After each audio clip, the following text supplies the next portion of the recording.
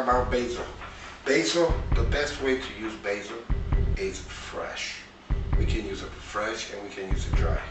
However, you see this basil is very fresh, nice flavor.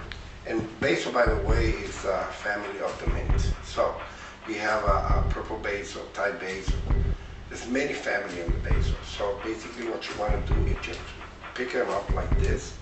Don't use the stem. The stem is bitter. Plus you don't eat it. It's not to eat. Okay? So let's just do it like this.